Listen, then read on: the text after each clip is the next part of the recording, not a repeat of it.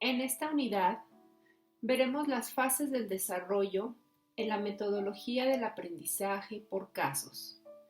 En esta técnica veremos algunas actitudes y responsabilidades tanto del docente como de los estudiantes.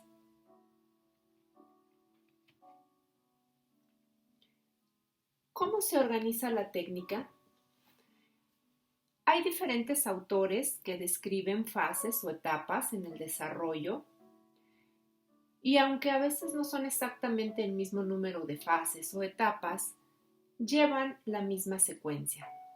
Por ejemplo, Kohlberg y Desberg plantean 4 fases para el estudio de un caso: la fase preliminar, la fase eclosiva, la fase de análisis y la fase de conceptualización.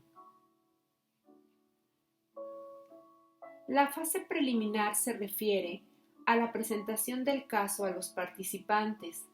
Puede ser a través de la proyección de una película, a través de un video, a través de un audio o a través de la lectura del caso por escrito. La fase eclosiva se refiere a la explosión de opiniones, a las distintas impresiones, juicios, incluso posibles alternativas por parte de los participantes. Cada uno reacciona a la situación tal como la percibe subjetivamente. Si cada cual se puede expresar libremente, se llega a continuación a un cierto relajamiento de las tensiones del comienzo y desemboca finalmente en el descubrimiento de la incompatibilidad de puntos de vista. Bien llevada esta fase, revela a cada uno lo siguiente: su subjetividad, la posibilidad de que existan otras opiniones o tomas de posición tan valiosas como las propias, y hasta qué punto los diagnósticos emitidos son proyecciones de la propia persona más que el análisis objetivo de la situación real. La fase de análisis se impone una vuelta a los hechos y a la información disponible para salir de la subjetividad. La búsqueda en común del sentido de los acontecimientos permite a los participantes acrecentar su conciencia de la situación analizada.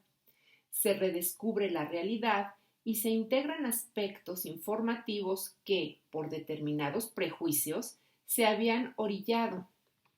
La única prueba de objetividad es el consenso del grupo en las significaciones.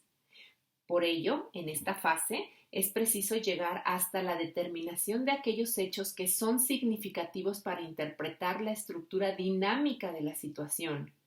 Se concluye esta fase cuando se ha conseguido una síntesis aceptada por todos los miembros del grupo. La fase de conceptualización es la formulación de conceptos operativos o de principios concretos de acción, aplicables en el caso actual y que permiten ser utilizados en una situación parecida. Dicho de otro modo, se trata de gestar principios pragmáticos de acción que sean válidos. Como en la fase anterior, la única garantía de validez y objetividad es el consenso del grupo. Por lo anterior, el análisis de un caso concreto, aún en su singularidad, es un camino seguro hacia las leyes generales del tema, considerando en él principalmente lo siguiente. Análisis no es buscar causas recónditas en el subconsciente, es simplemente relacionar los datos actuales de una situación, captar su configuración y evolución, encontrar la significación de cada uno por la posición que ocupa en el campo situacional global. Conceptualización es algo pedagógicamente esencial después del análisis, significa que es preciso formular expresamente los conceptos clave que se deducen del caso, pero se trata de una conceptualización operativa. Las ideas generales extraídas del caso no son leyes abstractas, sino certezas de conducta que se deben adquirir. Servirán para afrontar directamente situaciones que pueden ser similares en la vida real.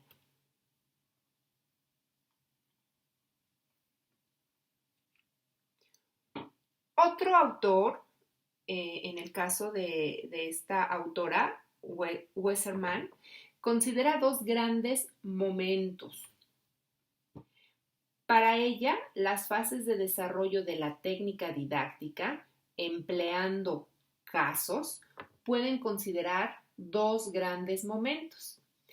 Una fase de preparación del caso y otra de conducción de la discusión.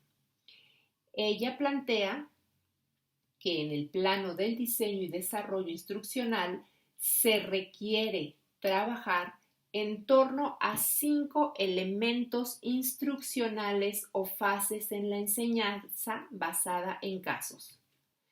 La selección y construcción del caso,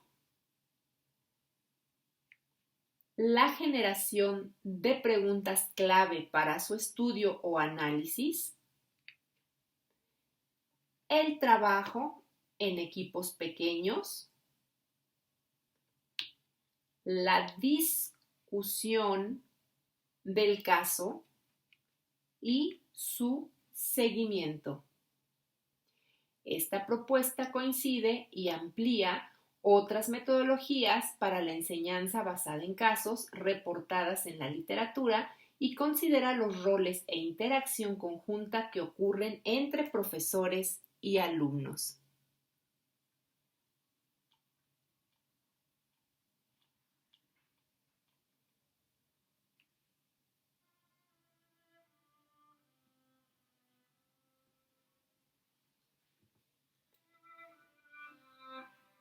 Las actividades y responsabilidades de alumnos y profesores en el estudio de casos son fundamentales, permiten dar evidencia del desarrollo personal y también profesional.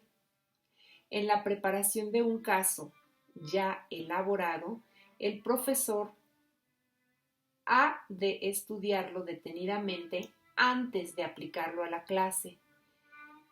Sobre la materia que se trate el caso, el profesor debe de poseer una gran cantidad de conocimientos superiores a los de los alumnos.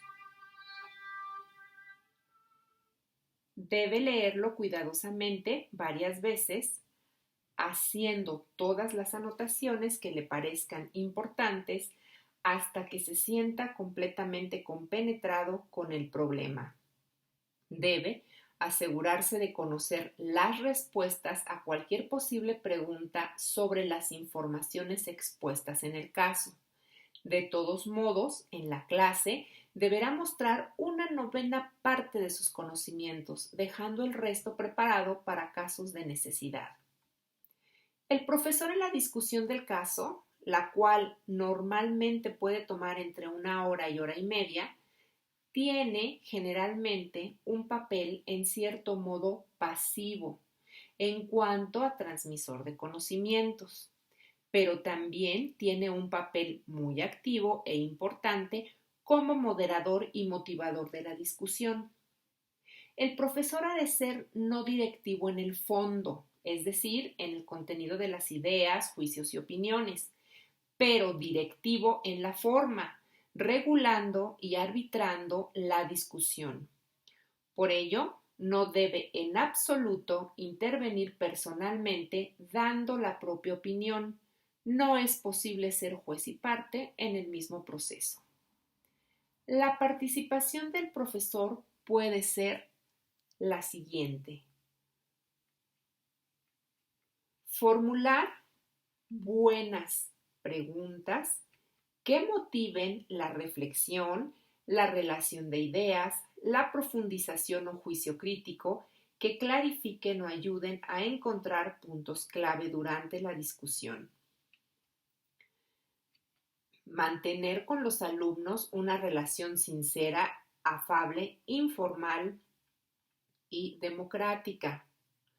Conceder la palabra a los alumnos que la piden. De igual forma, hacer que todos participen, pero sin que nadie acapare la conversación. Evitar que un participante sea más inhibido o que sea incluso inhibido por otro. Llevar al grupo de una fase a otra. Sintetizar progresivamente lo que descubra el grupo. Evitar exponer sus propias opiniones. Utilizar el pizarrón o pizarra electrónica o algún otro recurso pedagógico para resumir y clarificar. Administrar el tiempo para asegurar el avance del grupo. Reformular, es decir, repetir con otras palabras, las buenas intervenciones de cualquier alumno. Forzar tanto el análisis riguroso como la toma de decisiones.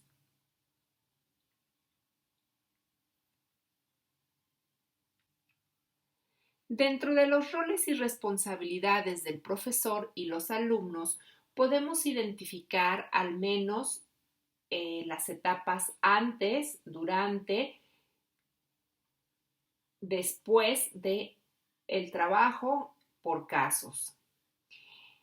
Antes, en el caso del profesor, algunas de estas actitudes y responsabilidades que ha de tener son elaborar el caso, tener experiencia en la dirección activa de grupos y psicología, tener una actitud honesta y fundamentada de manera objetiva, motivar tanto al análisis riguroso como a la toma de decisiones, tanto de manera individual como en el equipo, proporcionar el caso a analizar, facilitar el proceso de estructuración de un caso, determinar claramente el problema o los problemas que plantea el caso. Es muy importante que el docente tenga muy claro el objetivo de lo que pretende hacer con la implementación de esta metodología y sobre todo que esté perfectamente relacionada con los temas o conceptos que se vayan a dar en la sesión que él elija trabajar con esta metodología.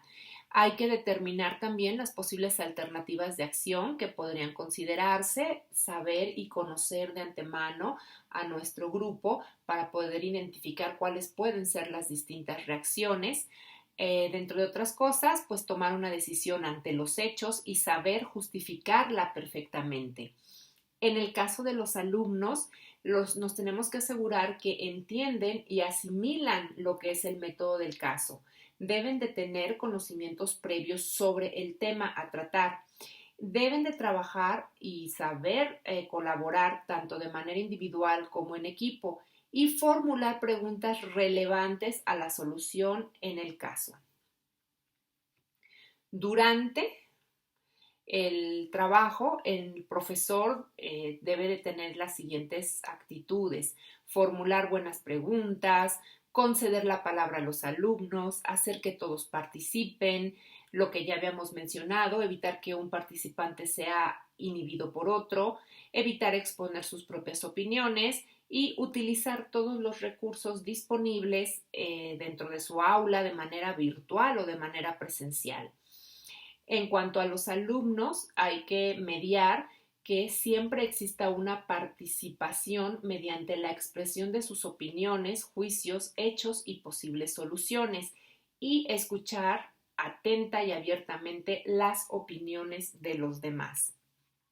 Después, el profesor sintetizará lo que descubra el grupo. Es su responsabilidad reformular buenas intervenciones, promoviendo la reflexión grupal sobre los aprendizajes logrados. De esta manera, el alumno puede llegar a un consenso global y reflexionar sobre los aprendizajes logrados. Durante todo el proceso, el profesor debe de llevar al grupo de una fase a otra, mantener con los alumnos una buena relación, sobre el trabajo y dirigido hacia el trabajo propuesto, y los alumnos deseablemente deben demostrar un interés en el caso y sobre todo la habilidad de trabajar de forma colaborativa. ¿Cuáles son los logros y los objetivos que se pretenden en el aprendizaje mediante casos? Son aspectos que constituyen la propia evaluación y pueden ser las siguientes: fomentar el pensamiento crítico, promover la responsabilidad del estudiante ante el estudio, transferir la información, los conceptos y las técnicas, convertirse en autoridad en la materia en un ámbito concreto, vincular aprendizajes tanto afectivos y cognitivos, darle vida a la dinámica de la clase, fomentar la motivación, desarrollar habilidades cooperativas y promover el aprendizaje autodirigido. Este tipo de actitudes nos darán la oportunidad de desarrollar habilidades de competencia en nuestros estudiantes para un futuro profesional. Es decir, tomemos nuestra aula como un laboratorio, como la experiencia de poder mostrar el rol de cada uno, las características de su personalidad, el que ellos asuman inclusive alguna postura, alguna posición, pero sobre todo que tengan plena confianza en poder dar sus propias opiniones. A pesar de que el fomento del trabajo por casos puede ser un símil con la realidad profesional, también podemos encontrar dificultades para la técnica. Estas dificultades están relacionadas justo con algunas respuestas que pueden darse. Muchas personas consideran esta técnica complicada, propia de expertos o de iniciados. Se puede asegurar que se trata de un sistema de enseñanza muy eficaz, pero que requiere de especial seguimiento. Exige una preparación específica en el profesor, pero sus ventajas educativas y humanas son constatables. No se trata simplemente de un método de instrucción o de capacitación operativa. Es un método de formación en profundidad que genera actitudes favorables, conduce al análisis metódico y entrena para una correcta toma de decisiones. Algunos de los puntos que pueden representar las dificultades al implementar el método del caso son los siguientes. Algunos aspectos del trabajo con casos puede darse la inexistencia de respuestas correctas. Pueden ser difíciles de aceptar por algunos alumnos.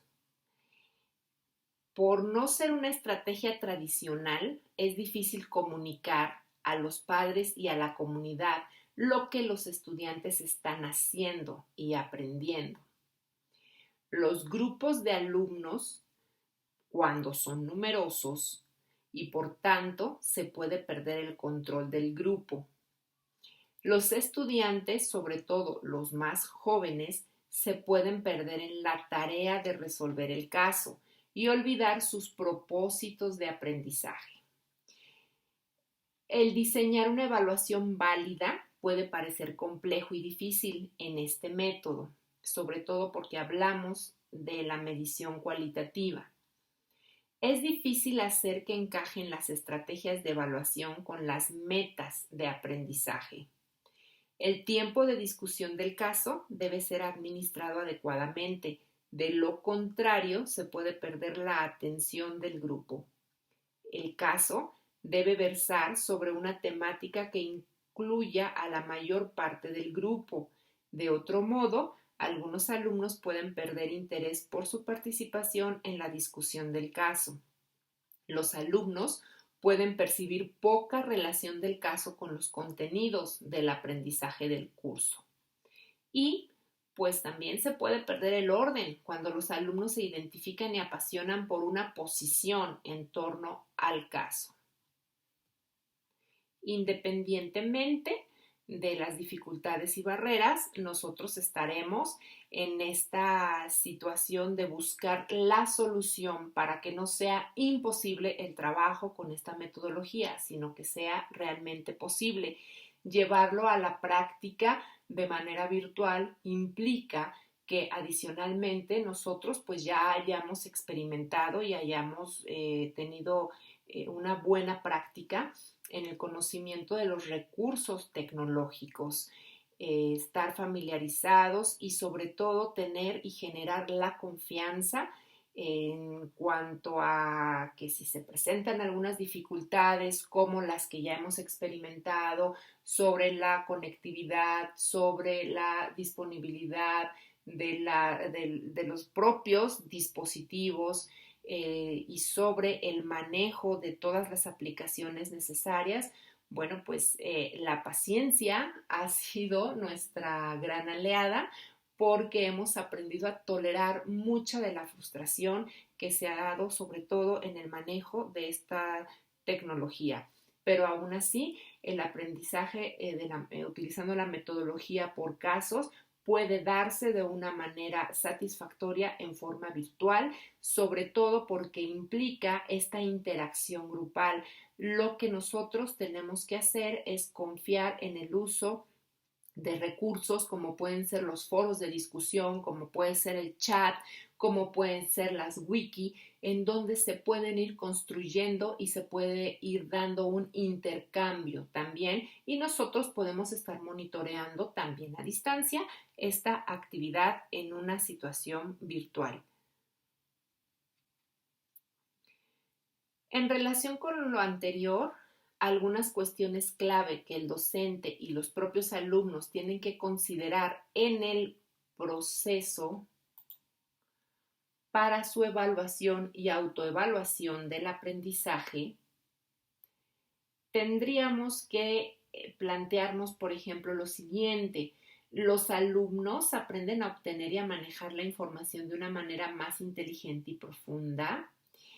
Es cierto que están más y mejor informados, aplican e integran significativamente el conocimiento, sí están desarrollando estas habilidades. Hay muchas preguntas que nosotros nos podemos hacer, pero tanto de manera presencial como de manera virtual, a distancia o con este trabajo, como le hemos llamado, en línea, nosotros tendremos que comprobar qué es lo que el alumno está generando, hasta dónde él se está apropiando del conocimiento y sobre todo de lo que la experiencia en un trabajo colaborativo como este le puede dejar. La evaluación como un método de experiencia además debe de ser considerado como un método inductivo. Respecto al enfoque, se asume que la evaluación del aprendizaje basado en casos puede haber coincidencia en los autores mencionados con los siguientes puntos. Número 1, un énfasis en una evaluación formativa, dinámica y contextuada, es decir, una evaluación auténtica. Número 2, el desarrollo y aplicación de materiales de evaluación más que nada cualitativos y de instrumentos que valoren el desempeño del alumno, su nivel de habilidad, su disposición y actitudes. Número 3, involucran la autoevaluación fundamentada por parte de los alumnos y del trabajo realizado en los grupos de discusión. Número 4, requiere de la definición y consenso de criterios de desempeño o estándares mínimos que permitan cualificar los aprendizajes logrados. Y número 5, requiere que los profesores ejerciten su juicio profesional para valorar los logros y la calidad del trabajo de los alumnos. De esta manera podemos confiar en que el trabajo por casos puede ser una muy buena herramienta para el desarrollo profesional.